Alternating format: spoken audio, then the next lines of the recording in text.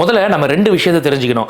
ஆதவர்ஜுனான்னா அவ்வளோ பெரிய ஆளா? ஆதவர்ஜுனா போயிட்டு இந்த டிவிகேல சேர்ந்துட்டாக்கா அவங்க ஜெயிச்சிருவாங்களா அப்படின்லாம் கேட்டாங்கல்ல. ஒரு விஷயத்தை நல்லா தெரிஞ்சுக்கோங்க. 2021ல் இந்த டிஎம்கே பார்ட்டி ஜெயிக்கிறதுக்கு ஒரு பெரிய காரணமாக இருந்தது ஆதவர்ஜுனா. ஏன்னா அவரும் ஆதவர்ஜுனாவும் இந்த பிரசாந்த் கிஷோரும் நண்பர்கள் அப்படின்னு சொல்லப்படுது.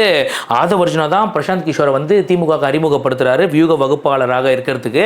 அதனால தான் திமுக ஜெயிச்சதுக்கு ஒரு பெரிய காரணம் சொல்லப்படுது. இப்போ அந்த ஆதவர்ஜுனா டிவிகேல இருக்காரு.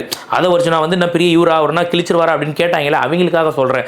ரெண்டாவது விஷயம், பிரசாந்த் கிஷோர் வந்து அவரோட வேலை என்னன்னு பார்த்தீங்கன்னாக்கா தோக்குற கட்சிகளுக்கு வேலை பார்க்க மாட்டார். இவங்க தோப்பாங்கன்னு தெரிஞ்சிச்சுன்னா அவங்களாம் டைம் வேஸ்ட் பண்ண மாட்டார். ஜெயிக்க வாய்ப்பு இருக்க கட்சிகளுக்கு அந்த வெற்றியை இன்னும் உறுதிப்படுத்தி கொடுப்பாரு. எங்கே என்ன பண்ணணும், இந்த ப்ரமோஷன் பிராண்டிங் இதெல்லாம் இவங்க டீமே வந்து பண்ணி கொடுத்துரும். இதுதான் அவரோட வேலை. அவர் இது வரைக்கும் வியூகம் வகுத்து கொடுத்த எந்த ஒரு கட்சியுமே தோத்தது கிடையாது. எக்ஸப்ட் காங்கிரஸ். யூபி எலெக்ஷனில் ஒரு தடவை காங்கிரஸ் மட்டும் தோத்ததுக்காக இவர் மேலே கடுமையாக விமர்சிக்கவும் பட்டுச்சு. அதுக்கப்புறமும் வந்து பார்த்தீங்கன்னா பல கட்சிகளுக்கு வேலை பார்த்து கொடுத்து அவங்கள ஜெயிக்கவும் வச்சிருக்காரு.